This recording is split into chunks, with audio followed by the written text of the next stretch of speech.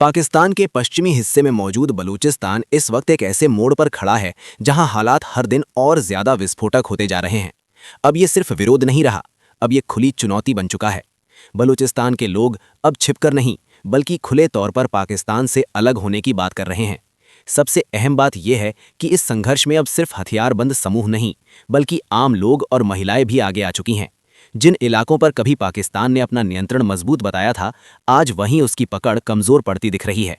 पाकिस्तानी सुरक्षा बलों पर हमले बढ़ रहे हैं और बलूच लिबरेशन आर्मी खुद को एक विद्रोही संगठन नहीं बल्कि आज़ादी की लड़ाई लड़ने वाला आंदोलन बता रही है। उनका दावा साफ है, बलूचिस्तान कभी दिल से पाकिस्तान का हिस्सा था ही नहीं। लेकिन इस पूरे संघर्ष के बीच एक बड़ा सवाल खड़ा होता है। अगर बलूचिस्तान वाकई पाकिस्तान से अलग होता है तो आगे उसका रास्ता क्या होगा? विकास की हालत कमजोर है, रोजगार सीमित है और संसाधनों पर सालों से बाहरी नियंत्रण रहा है। यही वजह है कि बलूचिस्तान के कई समूह अब किसी मजबूत सहारे की तलाश में हैं और यहीं से भारत का नाम चर्चा में आता है। बलूच संगठनों के भीतर ये सोच उभरने लगी है कि भारत जैसा लोकतांत्रिक और स्थिर देश उनके लिए एक भरोसेमंद विकल्प हो सकता है। लेकिन क्या ये पहली बार हो रहा है या ये मांग पहले भी उठ चुकी थी? इसका जवाब आज की खबरों में नहीं बल्कि इतिहास में छिपा है। इसके लिए हमें लौटना होगा साल 1947 में, जब भारत आज़ाद हुआ और पाकिस्तान अस्तित्व में आया। उस समय बलूचिस्तान कोई साधारण प्रांत नहीं था। बलूचिस्तान की अपनी पहचान थी और उस पर खान ऑफ कलात का शासन था। खान ऑफ कलात ने उस समय खुले तौर पर कहा था कि बलूचिस्तान न भारत में जाएगा और न ही पाकिस्तान में, यानी वो खुद को एक स्वतंत्र क्षेत्र मानते थे। इतिहास में ये भी दर्ज है कि उस दौर में भारत के साथ जुड़ने की संभावना पर चर्चा जरूर हुई थी, लेकिन तब भारत खुद बंटवारे और पुनर्व्यवस्था से जूझ रहा था। इसी बीच पाकिस्तान ने एक निर्णायक कदम उठा लिया। 1948 में बिना किसी जनमत संग्रह के, बिना स्थानीय सहमति के पाकिस्तानी सेना बलूचिस्तान में दाखिल हो गई और ताकत के बल पर बलूचिस्तान को पाकिस्तान में मिला लिया गया।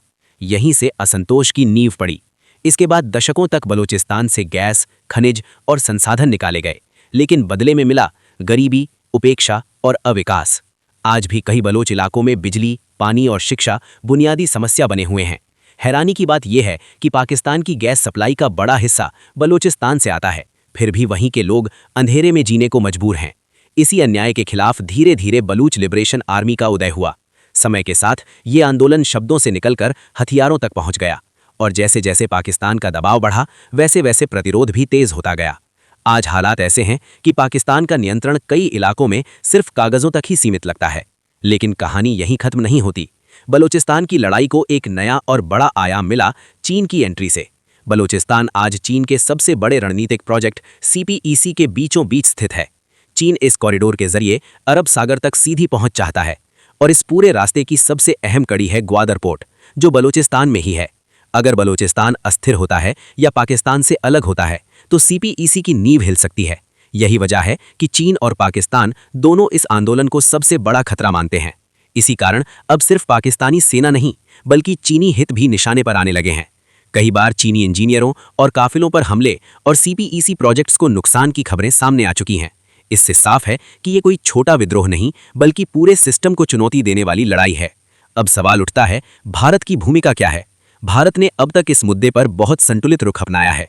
भारत ने कभी खुले तौर पर अलगाव का समर्थन नहीं किया, लेकिन भारत ने ये जरूर कहा है कि बलूचिस्तान में मानवाधिकारों का गंभीर उल्लंघन हो रहा है। हाल ही में जब पाकिस्तान ने फिर भारत पर आरोप लगाए तो भारत के विदेश मंत्रालय ने सीधा जवाब देने के बजाय एक संकेत दिया कि किसी भी क्षेत्र की जनता की आवाज को हमेशा दबाया नहीं जा सकता। यही बात पाकिस्तान को सबसे ज्यादा डराती है। अब आगे क्या? बलूचिस्तान के सामने 3 संभावित रास्ते दिखते हैं।